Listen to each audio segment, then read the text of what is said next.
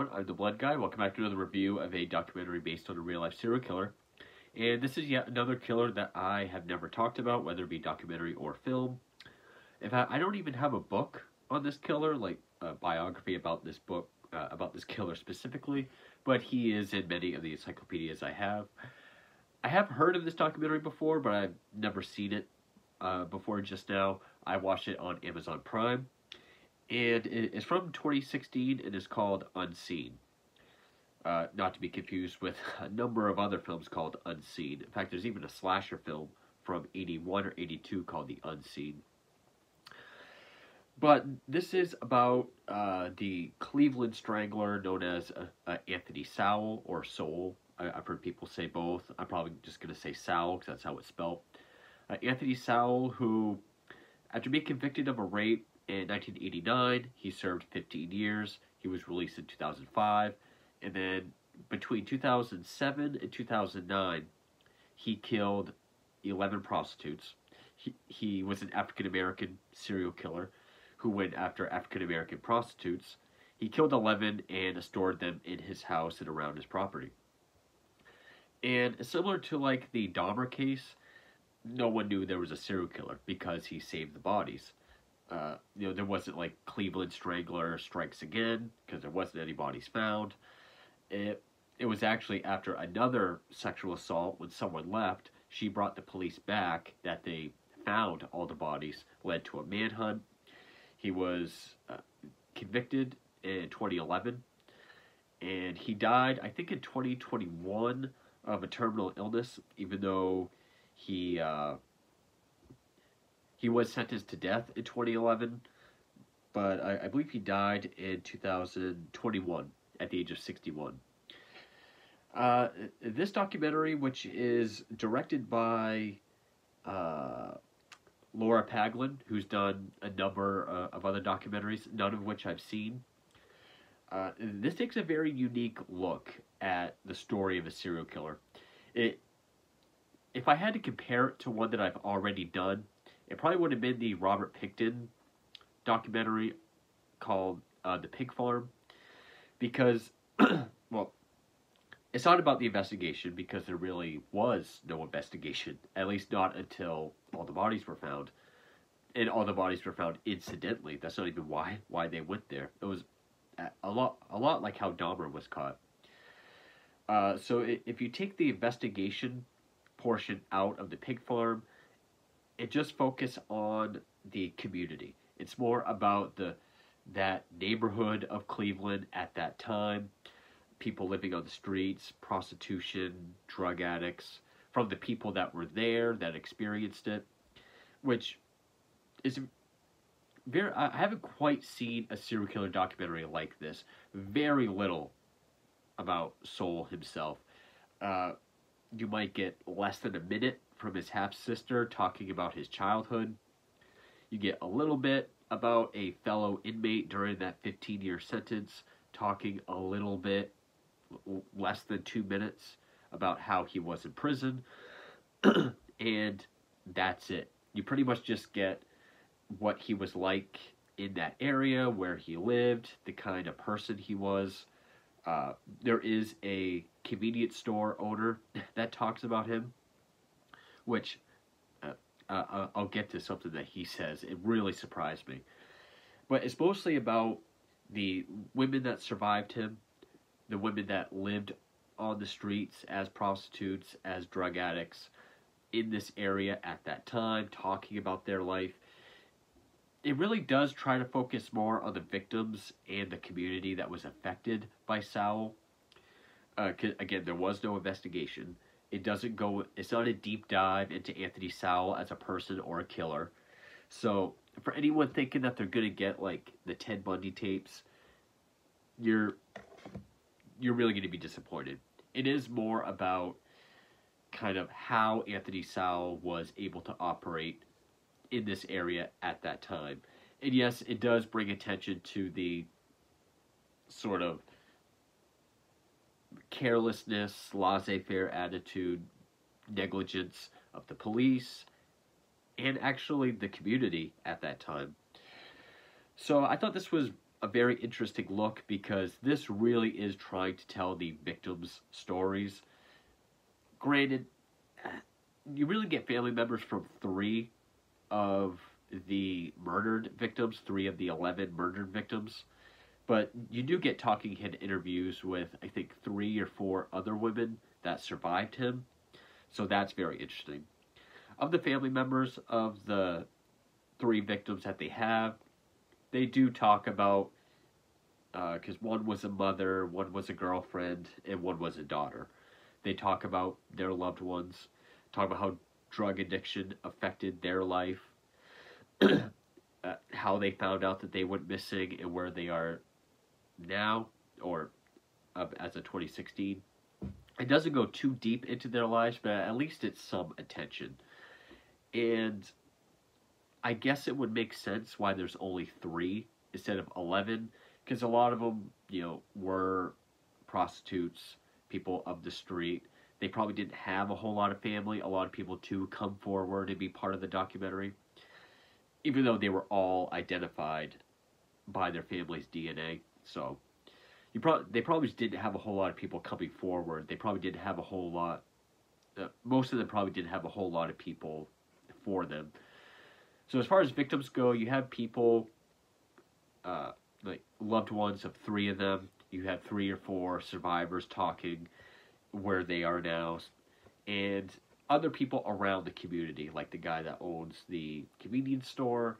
There's like a pastor from the area, and it talks about, they talk about how either they didn't file reports because they would have rather just gotten high, they thought they deserved it, they knew police weren't going to listen to them, or if they did give a report, people said, well, it's your word against his, or if it was a loved one, they'd say, well, she's over 18, she can go missing if she wants to. It really does go into the negligence towards this group of people. So it really was interesting. It is more a documentary about the people affected by a serial killer rather than sort of a biography documentary on Sowell himself. So it really is kind of like The Pig Farm, or one of those more intimate documentaries where it is people involved with the case or people in that area that knew him. There's actually no members of law enforcement as talking heads in this, which that was another thing I found surprising, which does make it even more intimate with just the people that were there. But we do get plenty of footage of Sowell in the interrogation room, the detectives getting nowhere with him. We do get some security footage. It's kind of hard to tell what's going on, but like a woman trying to escape and then Sowell trying to help her. We do get footage of him on trial, and some of the stories that these women share about how they survived him. Lots of photos of evidence and stuff around his house. It's very compelling. It's very interesting. It's definitely a different look at this kind of story because I get no investigation, no law enforcement, just the people affected by him. And the only people in relation to Sowell would be his half-sister, who speaks a little bit. One thing is, it does show the demolition of Sowell's house on Imperial Street in Cleveland, which is, it says his home was demolished in 2011, which it shows it, but it looks like it's documentary footage with all the people we've seen from the documentary there. So I'm guessing this was made around 2011. It just didn't get finished or put out until 2016. And then we get some of what happened to some of these survivors. Like one survivor got her master's degree in, I think, social working or something like that. I'll mention it when I go over my breakdown of what it covers. So it does have a lot, as far as footage or trial footage. Lots of text on screen about just how these people were ignored, and a lot of really of intimate testimony or storytelling from these survivors and loved ones of the victims. So it's definitely a very different look, but it's very compelling. Now, one thing that really surprised me is I've seen countless serial killer documentaries. I've seen countless ones.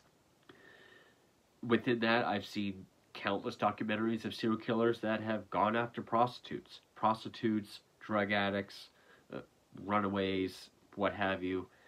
Never once did I see someone even slightly, even some edgy person in archive footage of the news at that time sort of root for the killer. This is in the documentary. This is one of the talking heads in the documentary. The convenience store owner talked about how that area at that time, crackheads were always coming in. His brother was shot during a high holdup between these two young kids. Some of the victims and survivors were always like sending their kids in to buy chore for crack pipes, or they would see like prostitutes' kids begging on the street.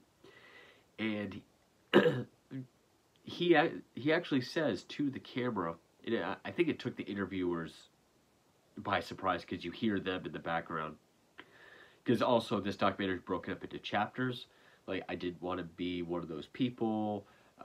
They didn't want to see insufficient evidence. There's one called "He Took Out the Garbage," where that convenience store owner says to the camera, quote, "I wish there were 1 million of Anthony Sowells back then." And then you hear the interviewer say, "What do you mean by that? Why?" And he says, quote, "Because he took out the garbage, like the people he killed, crackheads. He took out that garbage."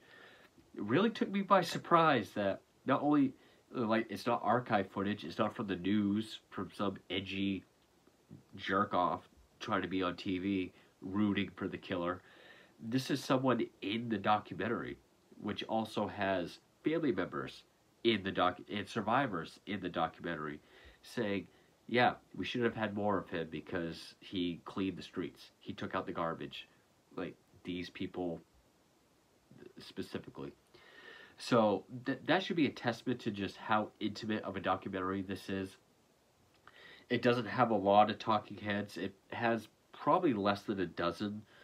So it's easy to keep track of who is who. Plenty of photos and footage of the victims when they were alive. The stories they share. You really get a sense of this community. Both people that were affected by it, people that lived the same lives as his victims, and how the world kind of shunned them. It's very interesting. It's very fascinating. It's a very different look at a serial killer documentary that really tries to focus more on the victims in the community rather than the investigation or the killer himself. So to me, that made it very original. So I really enjoyed it. It's not what I was expecting. I was expecting another sort of investigation type story. But it wasn't that at all. So if you liked The Pig Farm or other more intimate ones like that, definitely check this out. It's definitely compelling and intimate, which if that's your thing, you'll definitely like this. I don't know if this is on DVD or not. If it is, it's probably pricey like The Pig Farm and other ones. But it's on Amazon Prime. That's where I watched it, so you can check it out there. It's only like 70-something minutes. I think 76, 79 minutes. It's very short, and it goes by like that. I can't snap. It goes by like that. So yeah, very well made, very good, definitely different, and yeah, I enjoyed it. So with that, we'll go into the quick summary of Anthony Sowell, and then the list of what this covers.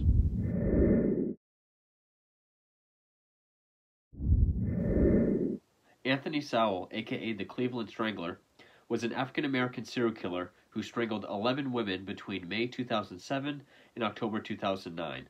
All 11 of his victims were African-American women, were also prostitutes, and most, if not all, were also drug addicts.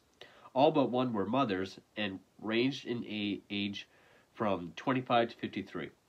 On October 29, 2009, police went to Sal's home on 12205 Imperial Avenue to arrest him for a rape charge when Latundra Billups was able to escape, and though he was not home, they found 11 bodies in and around his property.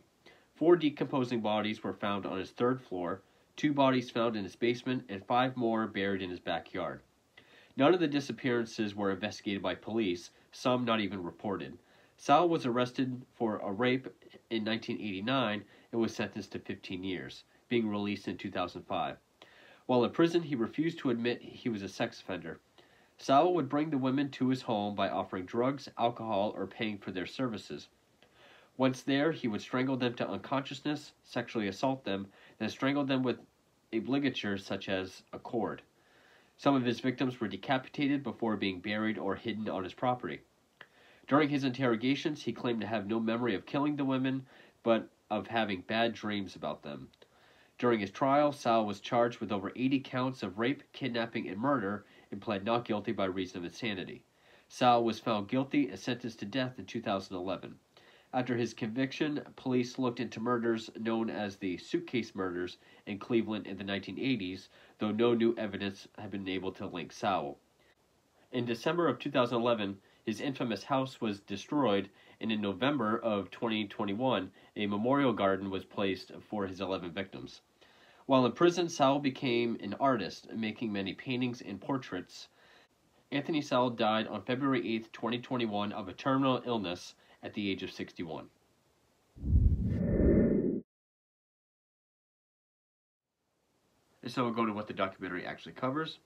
First, we're introduced to a woman named Melvette Sockwell, who admits to being a prostitute. She's not for it or against it, but to hell with people that take people against their will, rape, kill, etc. Then text on the screen. There is a lot of text that pops up throughout this. It says, in 1989, Melvette was raped at knife point in the home of a man she did not know, which she then talks about her captivity, how she could have screamed, but something inside said not to, and then once the gag was on, it didn't come off. He had his way with her. Next day came. He said, might as well say your prayers, because I'm going to feed you, then I'm going to kill you. Then he slept. So we get more text where it says Melvette escaped to the roof of the house where she signaled a neighbor to call the police. She mentions how the detective, as he took photos, said she was very lucky as the previous week they found a girl cut up in a suitcase. All of this put to photos of her and evidence of the house, and then a mugshot of Anthony Sowell. So then we get a bunch of text, sort of the opening text. Anthony Sowell was convicted of the rape of Melvette Sockwell. He served 15 years in prison, released in 2005. He moved to 12205 Imperial Avenue in Cleveland, which is put over a shot of the house. On October 29th, 2009, 4 decomposing bodies were found on his third floor, another 2 bodies in his basement, 5 more buried in his backyard, and for 3 years, women in the Mount Pleasant neighborhood had been disappearing, but until the bodies were found, the 11 victims' disappearances had not been investigated by police.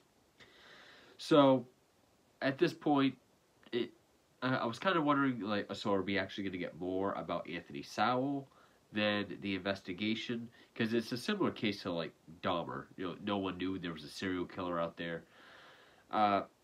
Still, like I said, it doesn't really go into Sowell much at all. It's more about the community.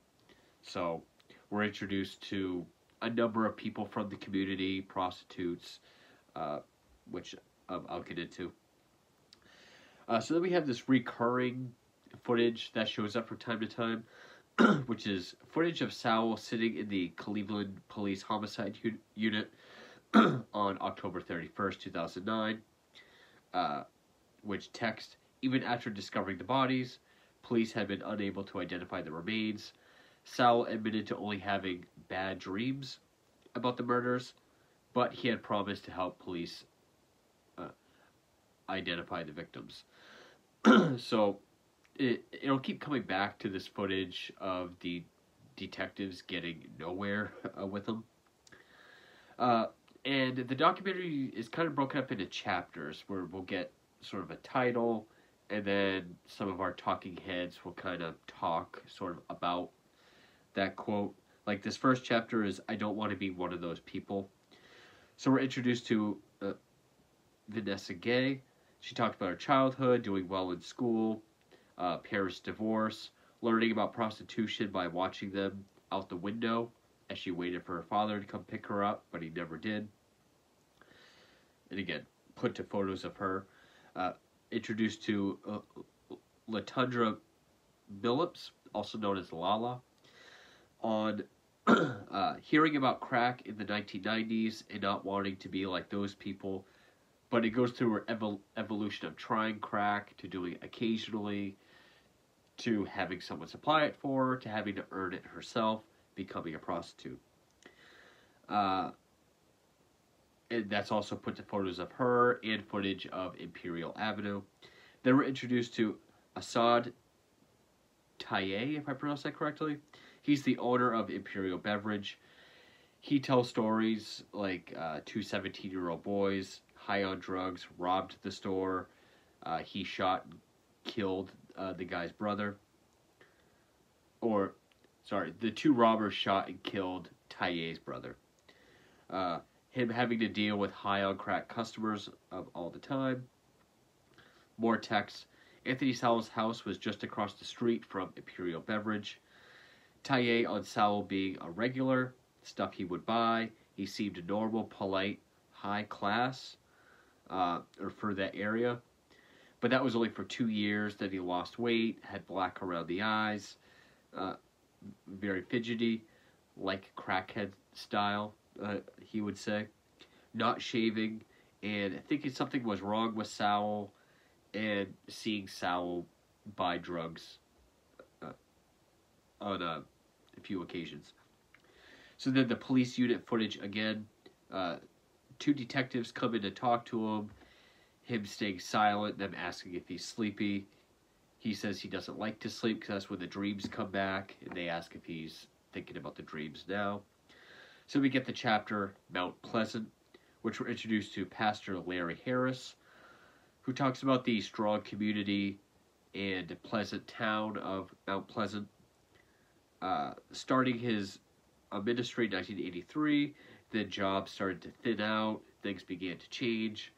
A chapter, That Was Not My Husband, which we go to Vanessa Gay, who talks about the effects of her crack addiction, what it did to her memory, her senses, selling all of her possessions, even her kids' stuff, for drug money, choosing drugs over her kids.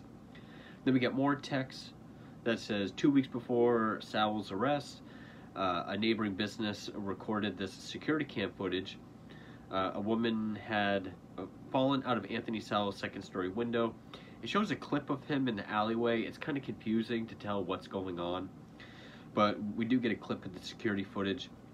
And it says he brought her to his house with the promise of crack cocaine. We're introduced to Sean Morris, who tells the story, how he threatened her not to scream or fight back, started closing the windows, and she prayed right before she jumped out of one. He gets the audio from the 911 call that a passerby made once she jumped out the window. She says how when she woke up in the hospital, she asked for a phone, and the nurse said that her husband rode in the ambulance with her. She had to say that that wasn't her husband. Then we get more texts saying Sean did not press charges. It goes a tiny bit into Sowell's past. Tressa Garrison, his half-sister, talks about him being a very mean child, always fighting. He thought that their mother didn't love him, and is put to photos of him as a baby. The next chapter, he cleaned up the garbage, which this had something that kind of shocked me in it. Lala Billups talked about life on the streets, everyone for themselves, how she always chose drugs, that effect on her kids, but unable to stop. And then Assad Taye on calling the cops on her many times, this being Lala, Uh, Seeing her kids begging on the streets. One time her son came in with a burnt Charboy saying, "Mom wants me to buy this." How he took it from him, then threw it away. And then, this is the part that shocked me. He wished that there was a million Anthony Sowells because he took out the garbage. Uh, you can hear the interviewer ask what he means by that, and he says, quote, "The ones he killed, he cleaned up that garbage." I've never seen a serial killer documentary where someone that was there at that time agreeing with what the killer did. He even other killers that like killed prostitutes or runaways or drug addicts, I've never seen one where someone actually said, he was doing good work. So that kind of surprised me. So then we kind of get a montage of some of his victims. Let me get a photo of LaShonda Long, which will say their name when they were murdered. So, LaShonda Long, murdered circa August 2008. Her mother, Jewel Long, talks about her being born while she was using. She was the third child. The first 86 days of her life, she was in the hospital after an operation. Trying hard to stay away from drugs, but going back. Knowing what she did for drugs, and knowing that LaShonda would have to do the same things someday when she started using. Then we get a photo of Crystal Dozier, murdered circa May 2007. Her son Anthony Dozier talks about her not having a lot of memories and not being close. Knowing at a young age that she was using, finding pipes and crack around the house, seeing her use, having to ration teaspoons of peanut butter for him and his sister for all 3 meals. That was all they had. How she wanted to get away and to get and stay clean, but always went back. And he always referred to her as her first name. He always calls her Crystal, which I think he does touch upon later on in the documentary. Again, this is put to photos of her and him when he was very young. Then we get a photo of Tishana Culver, murdered circa June 2008. Her boyfriend, Carl Johnson, tells about her having a caring personality when sober, giving her money for boots, and she bought both of them a pair. They used to walk all through town in the winter, still walking by their old home and feeling her presence. And this is put to photos of that home, her, and winter in Cleveland. So then we cut back to the police unit footage. Detectives trying to push him for info, but him saying is too foggy to remember, and then they leave him alone to think. So then we go to the next chapter, which is 123rd and Imperial. Pastor Larry Harris tells about the marches in 2008 to spread the word of Mount Olive Church, Mount Olive or Mount Pleasant Church, and randomly stopping at 123rd and Imperial to pray, and bystanders joining in, which he also talks about being led by the Spirit of God and feeling somber activity going on at that very spot. Assad Taye on the terrible smell coming from the dumpster out back, finding several garbage bags with duct tape, unbelievable smell, but not looking in to see what they were, and how the whole area always had a horrid smell. So we get more text. Some locals thought the smell was coming from Ray's Sausage, a small factory next door to Sal's house. Cleveland health inspectors required thousands of dollars of modifications to the factory's waste system, but the smell did not go away. So we come back to Anthony Dozier on the last time he talked to his mother, which was Mother's Day, and how he didn't feel the need to go see her. He grew up alone, so he didn't feel that she was a mother. So he just called. Next day, she went missing. But he thought she was just upset, so he didn't think anything of it. So after a few days, he filed a missing persons report, as did his sister and aunt. But the police said she's over 18, she has the right to go missing if she wants to, and there's nothing that we can do. Again, put to photos of her. And he does go on to say how he couldn't believe police would tell him that. The next chapter is insufficient evidence.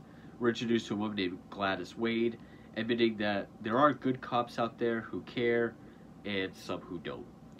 We get text that says Gladys Wade was attacked by Anthony Sowell in early 2009. She escaped into the street in front of Sowell's house. Unlike the woman on the security camera, Gladys Wade brought her accusation to police. She tells how even though Sowell had served 15 years for rape already, it was her word against his, and not enough evidence. And it shows police reports up close with highlighted insufficient evidence, unfounded. Shows photos that they took of her wounds, and then how she still has nightmares, the effects of her personal life and relationship of 9 years.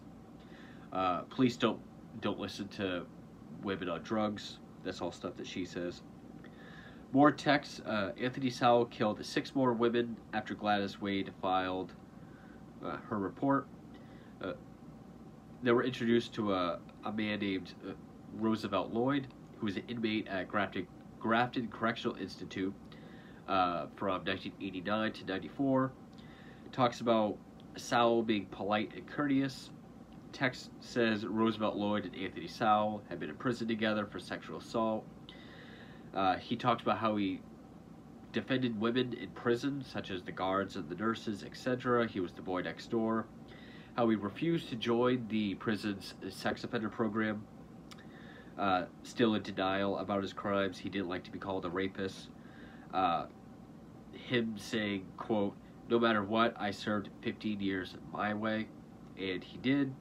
It shows a report up close with the highlight low risk for sexual recidivism. So, next chapter is An Escape. The text, Latundra Billups had been to Sowell's house on several occasions. She tells how she stopped him on his way home from the store. He had 40s, offered her to come along. Normally, they would go to the 3rd floor apartment, but this time they stayed on the 2nd. He said the 3rd was too dirty, so they stayed on the 2nd. It actually shows documentary footage of going through the empty, derelict, trashed house. Like, I believe this is the documentary crew, not like of archive footage. Also shows photos of the extension cord that he wrapped around her neck and the chair he sat in when she woke up. She tells the story how he said he was going to kill her and himself because he knows he's going to jail. She assured him that he wasn't. As she's getting dressed and left, when she hit the corner, she ran. Then we get text that says, the hospital collected sexual assault evidence and Latundra reported Sowell to police. It would be 3 weeks before a detective contacted her. The next chapter is I Should Have Seen This. Anthony Dozier on putting up flyers after not seeing Crystal on the streets, in prison records, coroner records, Jane Doe's, nothing. Text on October 29, 2009. Police visited Sowell's house to arrest him for the rape of Latundra Billups. Sowell was not home, but they did find 2 decomposing bodies. So then it shows the October 30th news footage of the investigation and excavation of his home and property. Shows articles of the search for Sowell and the $12,000 reward for info, most wanted man in Cleveland. Text, Sowell's sister, Tressa Garrison, lived in the Mount Pleasant neighborhood. Her brother called her during the manhunt, which then she tells about meeting him after that call outside on the street, just 2 streets down, so he wasn't really hiding. And then her saying that he told her, I spazzed out, I'm all fucked up in the head. And then she talks about how she should have seen it but never did. And then it shows footage of the candlelight vigil held for the victims, and then all the flowers and pictures that were left at the home. This chapter, or the title of this chapter, they didn't really go into what it means. I believe it's an area of Cleveland called Bandos, But it opens with text. Sal had been sleeping in an abandoned house in the neighborhood. So I'm guessing Bandos is sort of a rundown neighborhood in Cleveland. Vanessa Gay on what it's like to stay in abandoned houses, no heat, water, electricity, doors, windows, or food, and how gradually new bathrooms are formed in different spots. Like she said, you use the toilet till it fills up, you use the bathtub, fills up, the sink fills up, then you choose a corner. That gets too rough, you choose another corner. So she talks about that. But she said none of that matters when you're high, and thinking that that's what she deserved was that kind of living. Police unit footage, detectives getting nowhere with Sal, saying he doesn't know or remember anything. Text, at his arraignment, Sal would plead not guilty by reason of insanity. He provided no useful information about the identities of the victims. The 11 victims were eventually ID'd by their families' DNA. Anthony Dozier on finding out about his mother and appreciating her more now that she's gone, more than when she was around. Next chapter is They Didn't Want to See, which text Anthony Sal's trial began June 27th, 2011. He was charged with 85 counts of murder, kidnapping, and rape. Only one witness was able to directly tie Sal to the bodies. It shows trial footage of Vanessa Gay on the witness stand, but it keeps cutting back and forth between the witness stand and her as a talking head in the documentary, which she then goes into how she accompanied him to his house on his birthday after meeting him on the street, him seeming fine, people saying hi to him as they walked by, so he seemed non-threatening. But the eerie feeling of his home, it shows evidence photos of bottles, crack pipes, photos of the house with his stuff, or this stuff. She goes into the sexual assault, the beatings, how he had the blackest, most evil eyes. It went on for hours. Then she has to use the bathroom. Then it cuts back to her on the witness stand. How, say, when she went into the bathroom, in the room to one side, I believe it was the left, there was a body with no head, and how she told this to the courtroom. And then it pans to Sal in the courtroom, completely emotionless. Then it cuts back to her in the documentary, saying how she had to act normal, like she didn't see anything. She played dumb, he let her go. She was bleeding, limping, and no one outside helped her. Text, Vanessa called the police, who asked her to file a report at the station. However, she went back to the bando and just slept. Vanessa never filed a police report. Jurors deliberated for 15 hours. Anthony Sal was convicted on 84 to 85 counts. It shows footage of Sal being sentenced to death, now showing some emotion. The Sal house was demolished in the winter of 2011, which it shows the demolition, which I believe the demolition was actually part of this documentary as well.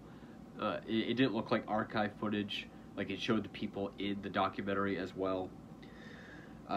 Vanessa on how people don't take addicts seriously. They don't want to listen to them. How Sal wasn't a careful killer, but 11 women were still killed because they didn't want to see. They being the police. Anthony Dozier on his mother being a good person, just sick, and there's a lot of people out there like that. The pastor on continuing to help people daily. Billups on no longer being a victim but a survivor. Then text says LaTundra Billups earned her master's degree in social work at Cleveland State University in 2016. And then it just shows photos and names and ages of all 11 victims. So that is Unseen on Anthony Sal. This was another really good, intimate documentary.